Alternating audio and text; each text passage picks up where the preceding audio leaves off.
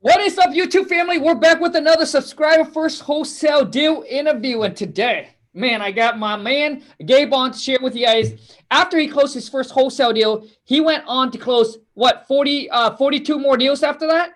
41, 42 total I've done so far. Yeah. Boom! Now, Gabe, how much is your first wholesale deal? $1,200. So it was a little How one. how long did it take you to make that? So I heard about wholesale real estate in October 2019, and I closed that one in March 2019. So it was about a little bit more than 5 months to close my first deal. Holy smoke, man! And how do you found that one? How did I? Oh, okay. So when I first started hearing about real estate, I don't know if you heard about Fortune Builders. Yes. Yeah, so I went to that event, and they ended up pitching like a 50-something thousand program. Yeah. Yeah, I was like, oh yeah, I can't afford this thing. And at the end of the program, they were trying to get us to sign up for credit cards so that we could pay for the program. I didn't do that, but I was like, all right, I'm gonna try to find a course I can just a cheaper course, I can invest into and learn the wholesale game. And I ended up buying like a $500 course, and heard about a guy named Josh Chan. So he started, and it was Jalen White. Are you familiar with Jalen White? Yes, I've Yeah. actually done an interview with him. Yeah, so it was his course, and my boy Josh Chan was affiliated with him, and he ended up, he has a data company, so I I ended up. don't think I don't think he does real estate anymore, does he? He doesn't. No, he doesn't do Yeah. real estate anymore. Yeah, Now, do you know what he's doing now? I think he's isn't he doing something in email marketing? Yeah, dude. I'm not exactly sure, but dude, he's a hustler. Yeah, he is a hustler. Yeah, Yeah, good. yeah. So Good for him. yeah, So, go ahead. but no, so before, dude, what? Even though your first wholesale deal, bro, Gabe, it's not big, right? It's only $1,200, but closing that first deal, dude, what have that done to you, dude?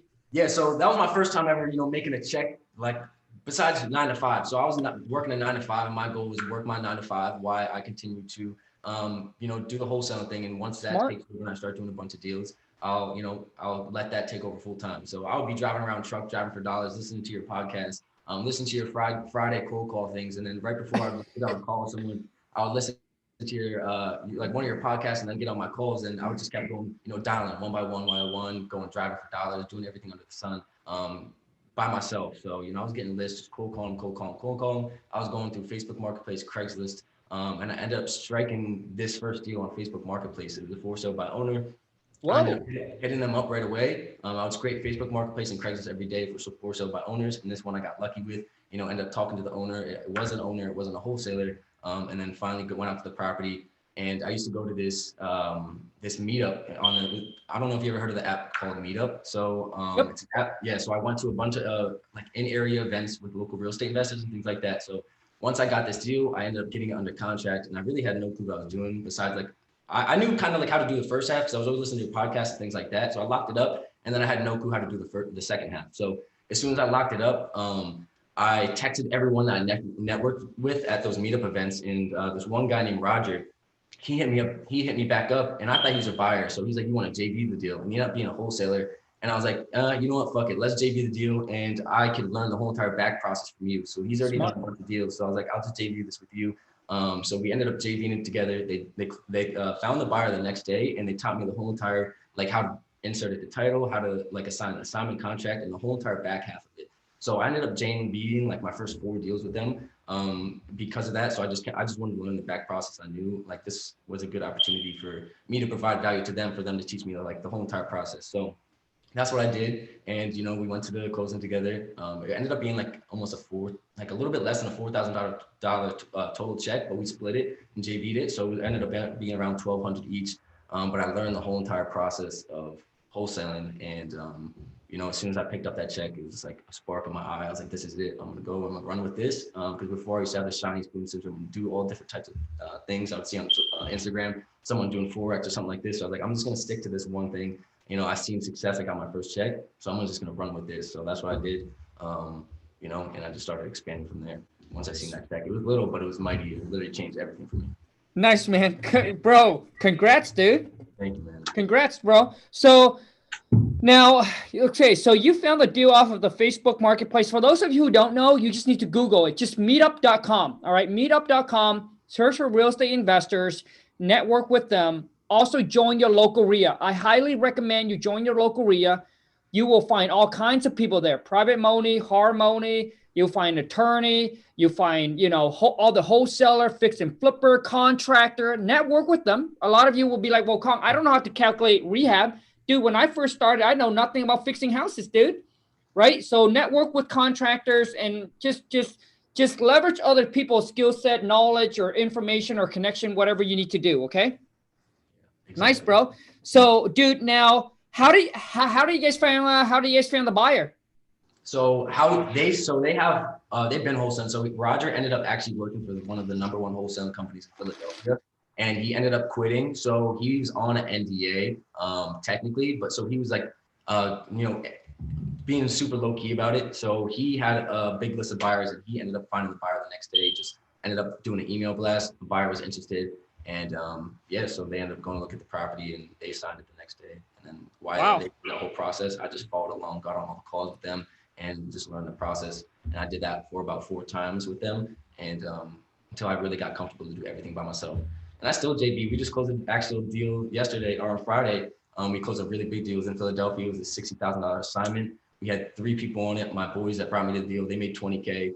The guy I'm talking about now, that first JB, my first whole deal with me, he made $12,000, and I made $12,000 as well. And we just closed that Friday, so we still do deals together as well.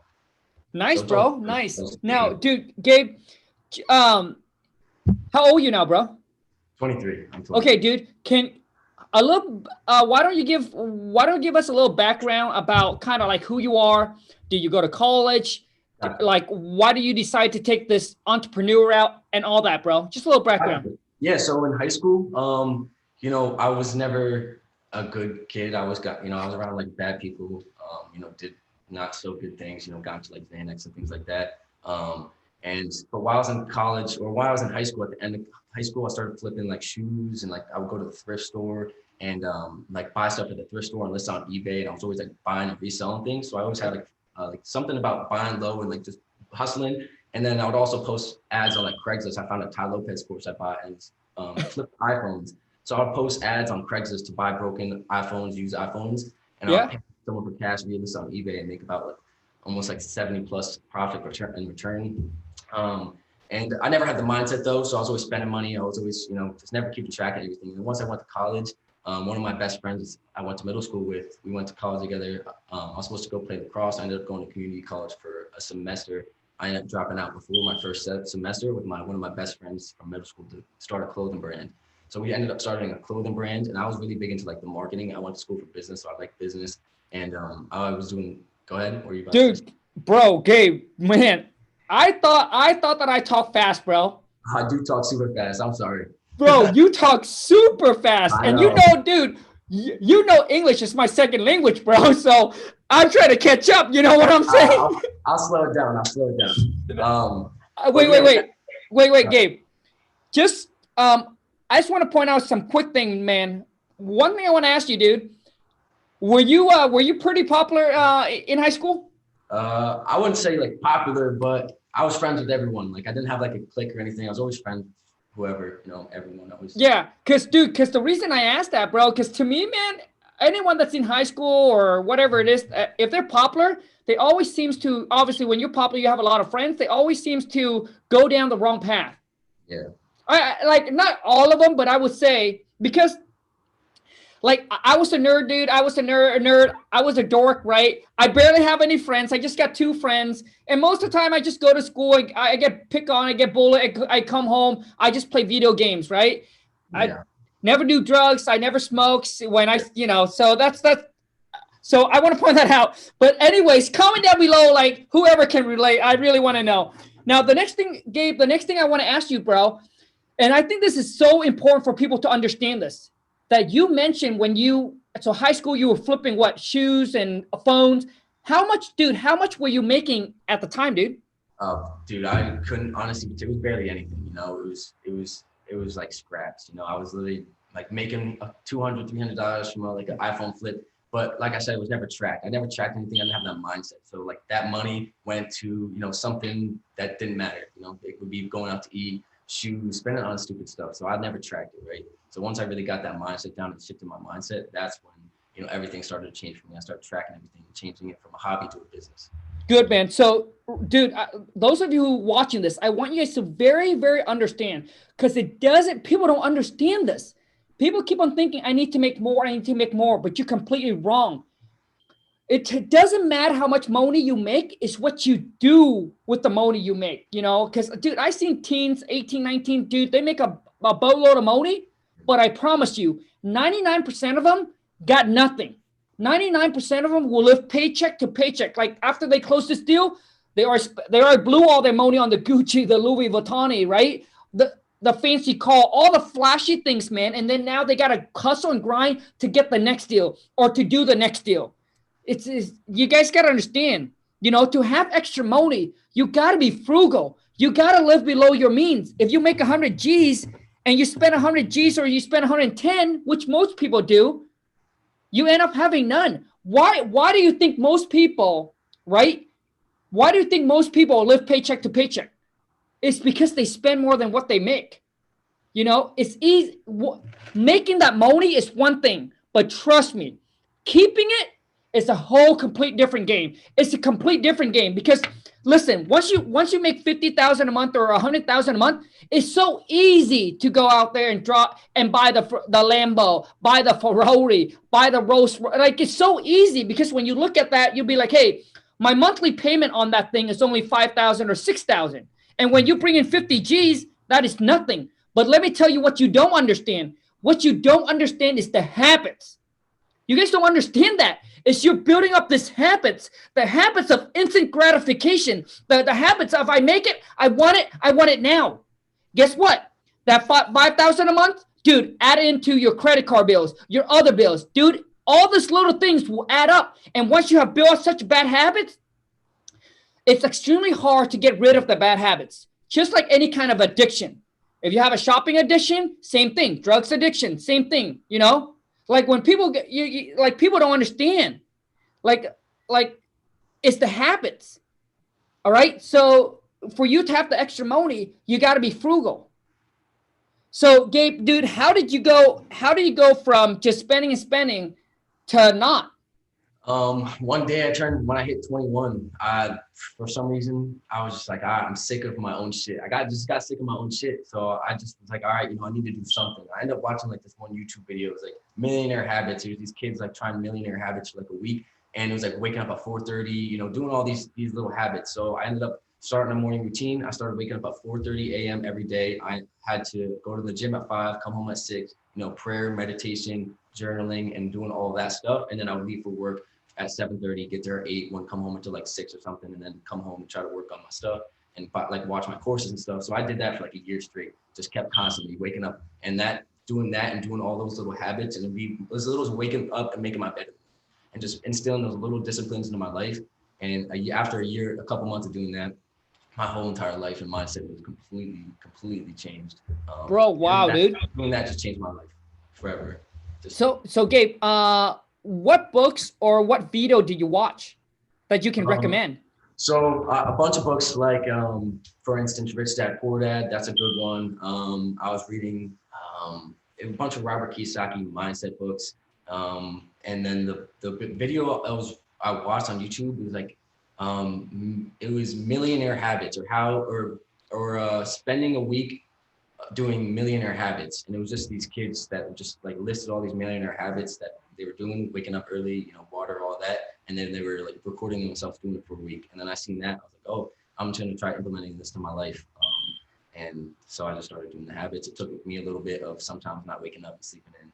And then finally I got into the habit of just doing it every single day. Nice, bro. Nice. Dude, I even willing to make like a bet. Because, dude, me and the wife, being how frugal we are, right? Spending only 10 to 15% of what we make. And when I see all these kids in their, 1920s, I don't care if you're making 100,000 a month. Dude, when I see them with the cars, with the chain, with the diamond, with the Rollie, I see all with the Gucci, I see all that, dude. I can for sure that they do not have, dude, probably not even 100 G's in their bank account. Yeah.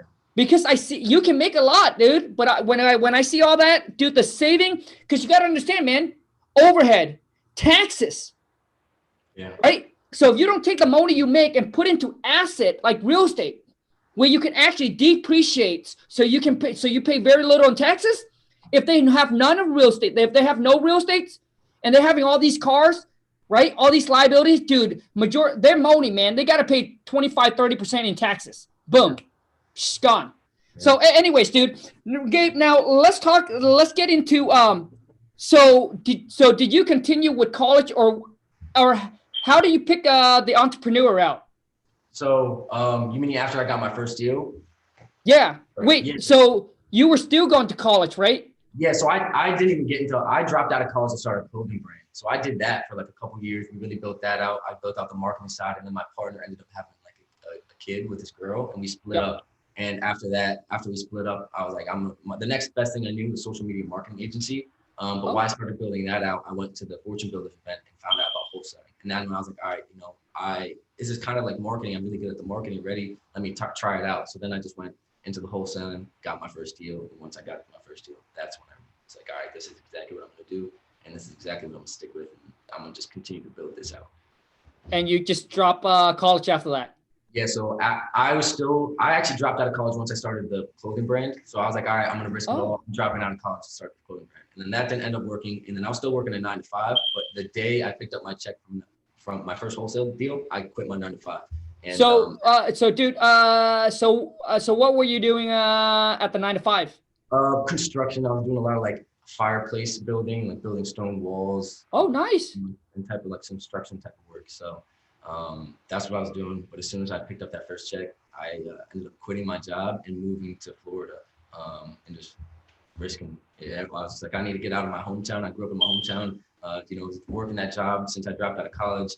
And I was like, this is it. I know I'm going to take this. I know myself. If I go put myself in an uncomfortable position, I know I'm going to get to it. So once I moved to Florida, I literally just started going all in, building up the system, building out, all these more like my marketing channel, just really sticking with it. And it just started to blow up. And Holy, okay. So dude, Gabe, I want to know, bro. So when you closed that first deal of $1,200, what did you do with that money to get the next one, to get the next one, to get the next one? Yeah. So for my first like 13 deals, I didn't touch one single dime of it. It all went back into the business, every single check. So that whole entire check went right back into the business. I got another list, cold call. I ended up getting like an SMS system and trying an SMS marketing, and just everything went back into the business. For like my first 13 checks, I didn't touch anything. And that's why I think I was able to like really build it super quickly, because I put everything back into the business. Because I was just, I'm gonna risk it all. Like I'm not risk it all, but I know, I'm gonna try to live. I don't need anything. I'm gonna live as low as I can and just invest everything back into the business, because I believed in myself and what I was doing. So dude, so where are you at now as far as in your team? Yeah, so I have one dispo guy. I'm bringing on another dispo guy. I have 2 acquisitions. Wait. Hold on, dude. So for those that don't know what dispo is, could you explain? Yeah, so pretty much once we get the deal under contract, he takes that deal, all the information, and markets it out to our buyers, and then finds the buyer for the deal, and assigns the deal. So dispo, I have one dispo right now. And everyone I work with right now is actually I grew up with since I was in middle school. So once I took my first deal, I started putting them on, and and then I have 2 of my good friends. They used to be car salesmen. They're calling for me. They're doing acquisitions and sales. I'm actually hiring 2 more acquisitions, so I'm gonna have 4 total. I'm adding another dispo guy, so I have 2 dispo guys total, and then I have 2 VAs from the Philippines I'm using. That do just like everyday tasks and things like that for us. Dude, Gabe, anyone that's gonna watch this, bro, will have to put this in slow mode. I know. I gotta learn on how to talk a little bit slower. I talk so fast, it's crazy. I walk fast, talk fast. So okay, Gabe, you have 2 VA in the Philippines. What are they doing for you? So I have them do everyday tasks. My one VA, it was actually in my credit repair business, and I've moved them over to the wholesale side business. But the other VAs in like my Roar texting tab. So when I send out my SMS campaigns, we get a bunch of messages that come in. It's like, no, not interested. What's your offer? How do you get my number? Things like that. And then I have my VA in there, pretty much just filtering out all the leads. So okay, hold on. So you have two VAs that all they do is they filter, qualify, and filter the lead for you. One does. Okay, The so other one, one, okay, hold on. One of them filter and qualify the lead, basically filter the lead for you. yeah. Well, what does the other VA do? The other one was cold calling. So I had him cold calling, but I'm actually having him stop cold calling, and I think I'm gonna have him setting up my marketing campaigns. 'Cause Okay. we do marketing campaigns every 3 months. So I'll usually like refresh my data every 3 months to set up a new campaign. So I'm gonna have him start doing the marketing campaigns, setting all that up. Okay, got you, bro. Okay, now who closed the deal? My sales guys, which is the two used to be car salesmen, they're the two. Oh, nice. They're good on the phone. Oh, dude, if you're in car, yeah, man, if you have any kind of sales skills, especially in the car industry, shit, man, you will crush it. Yeah, so it's usually them two closing deals, and then I'm also in the CRM as well. Sometimes I kind of just oversee everything, but I'll be in the CRM as well, closing deals. So I'll close deals here and there as well once I get in there. But Okay, so wait, so you got two sales guys, basically I call them purchase manager, or some of you call them acquisitions, where they actually close the deal. All right, and you got two that, and then you're about to hire on another one, so you will have two dispositions. yeah, Dispo, right? The one that actually sell the deal.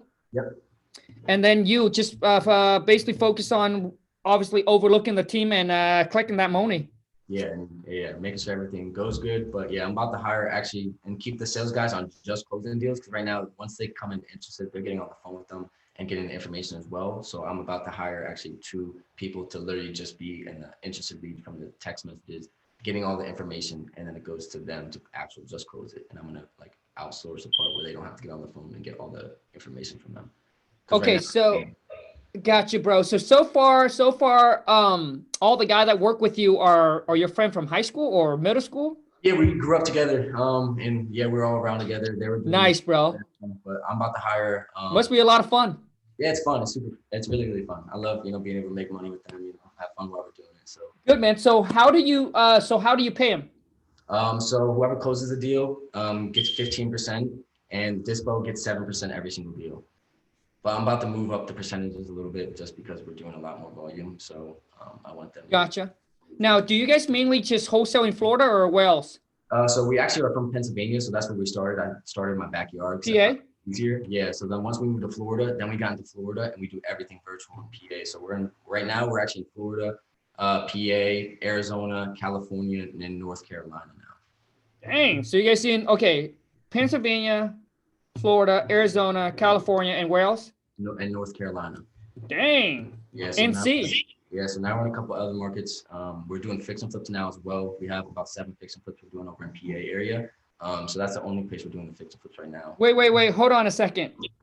So you wholesale and you also have 7 fix and flip going on right now. Yeah. So as we were doing the wholesaling, just because of going to the meetups, and I actually sold the deal to this one guy in PA, and then he was friends with one of the top 25 realtors in Pennsylvania out of 5,000 agents. And then he ended up hitting me up. And, we just connected very, very well. So now I connected with him and built a partnership for fix and flip. So now I do fix and flips with him over in the PA. So out of like some of my leads, if they end up being a good fix and flip instead of wholesaling it. Wait. Oh my God, bro. Okay. Gabe, dude, just too much, bro. Hold on a second. So Gabe, how long have you actually been doing this? 2 years? October 2019. So I guess almost 2 years. Yeah. Okay. So 2 years. Cause I want to know, how can you grow so quickly? So, because dude, I didn't grow this quick, man. So hold on a second. So you wholesale. When did you got into the whole fix and flip game? It was literally about what's the second month? What is it? December, October. What's month 2? Month 2 So of February. So January, February, yeah. So yeah. So February is when we locked up our first fix and flip. Okay, hold on. So February is when you do your first fix and flip. Were you doing it by yourself or do you have a partner? I teamed up with the top 25 realtor in PA, and hold on. I want people to really understand this. It doesn't take this, it doesn't take poof. and then you can jump to the moon. Yeah. So you guys understand. Hold on a second, bro. So you do the first fix and flip in February. You partner up with a realtor that is in PA. Yeah. And he's a realtor and investor himself. Yeah, he's a realtor. Okay. Now I want to know is how does the partnership work? So pretty much it was just supposed to be me bringing him deals as a wholesaler, right? And he was going to give me a wholesale fee. But as he's seen, like, you know, all the systems and what I really had going on, we decided we're just going to, like, I'm going to bring him leads, and he's either going to keep it as a rental or we're going to keep it as a fix and flip. And if we keep it as a rental, he'll give me a wholesale fee. If we keep it as a fix and flip, we're 50-50 on the deal. So everything's split 50-50 on the actual profit of the deal. And I bring him the lead. He takes care of everything else. I connected him with the contractor, but he's taking care of the private money lender, overseeing the job, having the contractors, you know, go there and do everything else. Okay, okay. See, this is why I want you guys to understand and see what's going down. Because sometimes it's not as what we think it is. Like, oh, Gabe just did this for 2 years. He wholesale, he fixed and flipped 7 houses. Dude, all by yourself? That's why I'm digging in. That's why I'm digging it down so you guys understand. He's not doing it all by himself. Yeah. He's partnering up with somebody, okay? Basically, so my whole thing to you, see, that's why when I hear stories like this, I was like, dude, if you only started 2 years, where do you get the money to fix and flip? I understand you can leverage, you know, you can use hard money, private money, but to do this, man, all by yourself, dude, it takes a lot. Yeah, so that's why I've been through the game. So I know what it takes to actually climb to the top. And when I see something like this, I want to dig in. So people, because when I first started, man, I watch people on YouTube, right? All of a sudden they start from zero. And then boom, within a year, they became like a millionaire, like in real estate. But you don't understand that. Before that, right? The story before that, guess what they did? They were a realtor. They have a property management company, or they have a realtor. Like they have the backing already to jump and actually scale up. So that's why they scale up so quickly. But if you were to start from zero, like me, knowing, or like Gabe, knowing nothing about real estate, jumping in, going to the seminars and trying to learn, dude, it takes longer than that. Okay. Yeah. So Gabe, my question to you is, dude, why wouldn't the realtor just pay you the fee? He does the work and not have to split 50-50 with you. So, because it's a bigger vision than just, you know, like just that, right? So we connect on a very deep level, you know, energy level and things like that. And he sees what I got going on, and us connecting together and partnering up, we both bring a lot of value to the table. So it just makes sense for me being able to bring the amount of deals I can bring to him, and him being able to provide, you know, the money and the private lender, things like that. So it just makes sense for us to partner up so we can scale, you know, a lot more faster, you know, because two good minds and two good people with, you know, both different skill sets bring together, you know, you're able to, you know, do a lot more. So he wouldn't be doing the deals, and we wouldn't be able to scale to these 7 flips on his side if it wasn't for me. And I wouldn't be able to do these flips if it wasn't for him, you know? I got you, bro. Those of you who's watching, all right, I'm gonna tell you guys, right? Hey, it might be a different case for you, bro, but I'm going to say like how it is. This is the real world. Let me tell you guys, listen, this is the real world, man. Nobody's going to watch your own back. Nobody's going to watch your back. You got to watch your own back. So I don't know how your deal goes down, Gabe, but here's how I look at it, dude. If I were the realtors, I would be like, you know what, man, dude, your biggest wholesale fee is how much? 17 G's? Yeah. Most of your, okay, let's just talk about the first deal that you sent him. Let's break this down, because mostly you guys partnership. This is typically how a partnership work, and I could be wrong, but you bring in the money and then the other person do the work, which means they either do the work themselves or they hire a contractor, but they take care of doing the construction side. You take care of the lending side, whether you have private money, hard money, or your own money, but you bring the money to the table. He brings the, he's bring the construction side to the table. But all you're doing is you just bring him the deal, and it seems like he's doing all majority of the work. So to me, why would someone pay someone 50-50 when okay, so Gabe, let's talk about this, dude. The first deal that you bring to the guy, How, if you were to wholesale to him, how much would have made?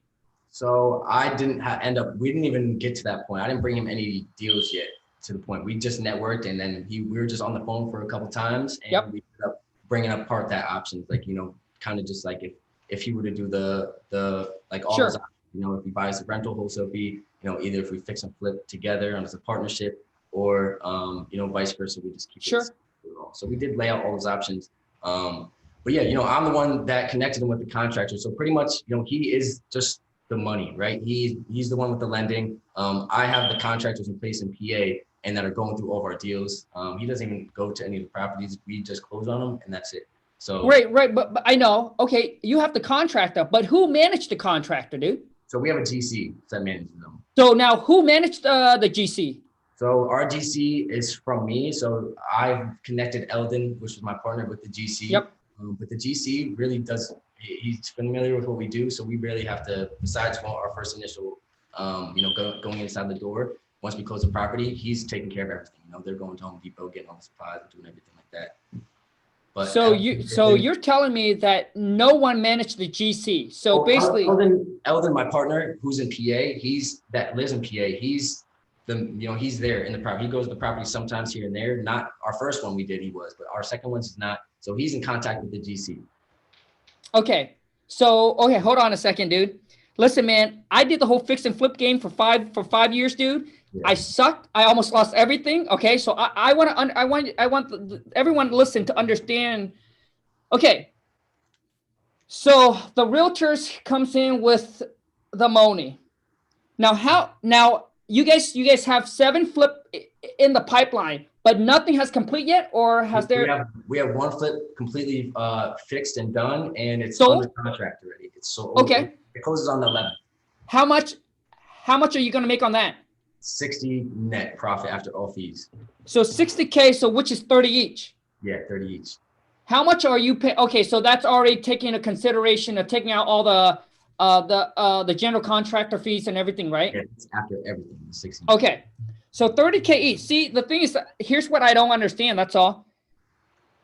So now this realtors, is he just a realtor or has he fixed and flipped before? He is new to the fix and flipping.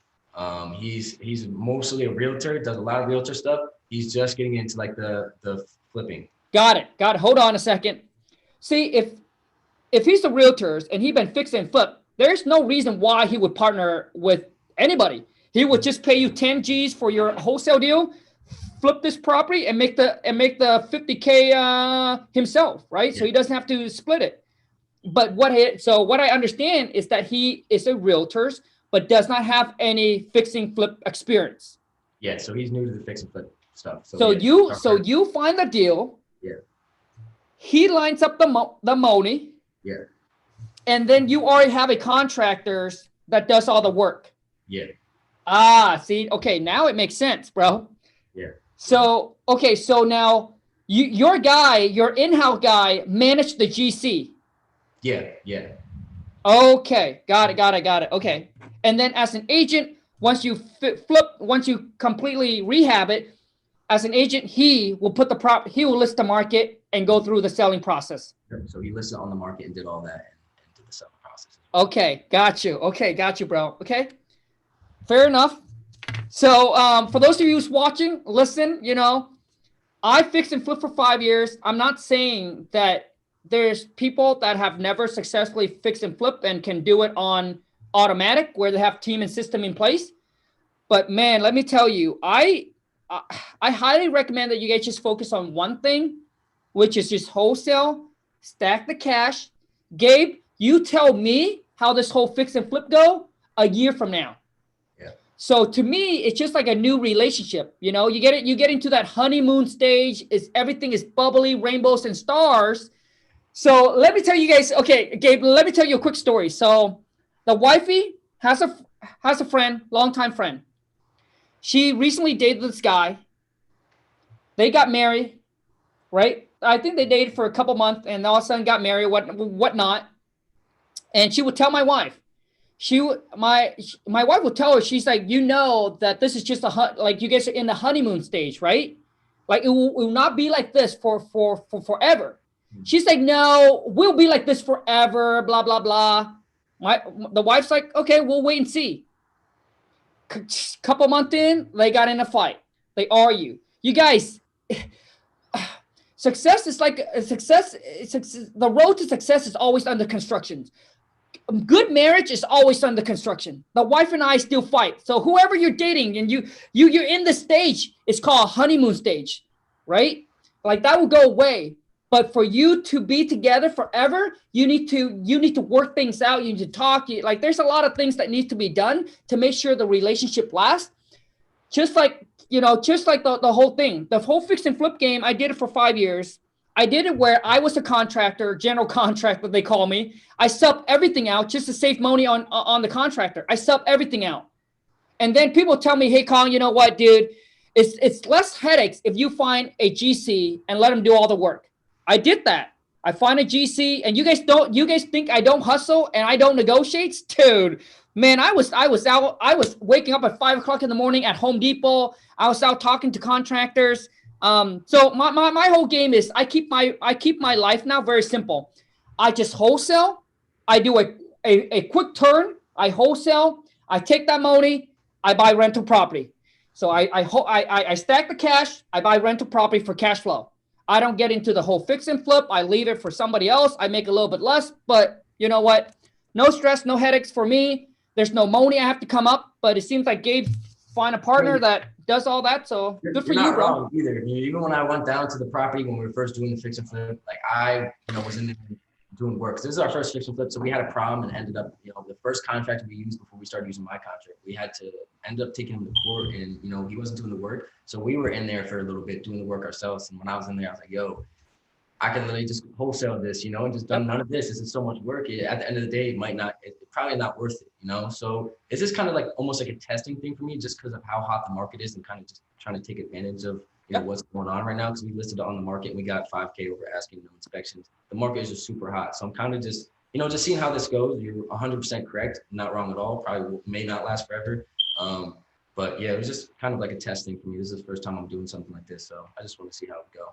No, bro, dude, man, I wish you the best of luck, bro, and be the most successful ever, be a wholesaler, a flipper, and all of that, dude. Like, don't let my limitation, dude, don't let my results, right, dictates your level of success, bro. Like you might fix and flip and you can crush it. My buddy Ryan, dude, he has a partner.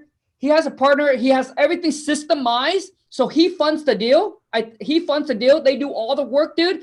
And he's crushing it, bro. He flips over 100 house a year, So me, that's just not my strength. My strength is just being able to find deals and then just wholesale it, simple, make it easy, no risk on me because I don't have to, all of that. But anyways, bro, good for you, man. But keep me posted a year from now. I really want to see where you go with the whole game. Okay? I will, man. I appreciate it. Not a problem, dude. Gabe, now, how do people connect with you, bro?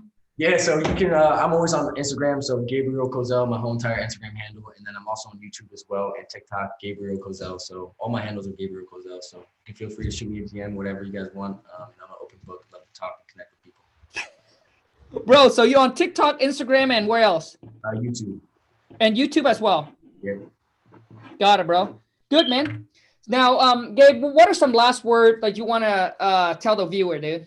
Yeah, so viewers, if you're just getting started, whatever it is, just continue to stay consistent. Don't try to, when you first get to the game, try to outsource everything yourself. Try to, go on Fiverr, get a cold call, whatever it is. I, always recommend this to everyone, do the work yourself, hustle, make those calls, make those texts, go out there and network with people. Because that's how you're going to familiarize yourself with the whole entire game. And, when you get to the point to start bringing on other people, you're able to know the whole entire game like the back of your hand. So that would be a piece of advice I would give out to the viewers. Boom. Gabe, man, thank you so much for your time, bro, to jump on and to do this with me. I really appreciate it. Those of you watching, if you're new to the channel, be sure to smash that subscribe button. Make sure to follow my man Gabe. Also, too, is if you have any questions, comment down below. And if you enjoy this interview or you have any tips or feedback for me to make it better, just comment down below and let me know. I have an open mind. But if you do like it, show my guests, myself some love. Boom. Smash that thumbs up for me. And until next time, take care. Ciao. Later, bro. See you later.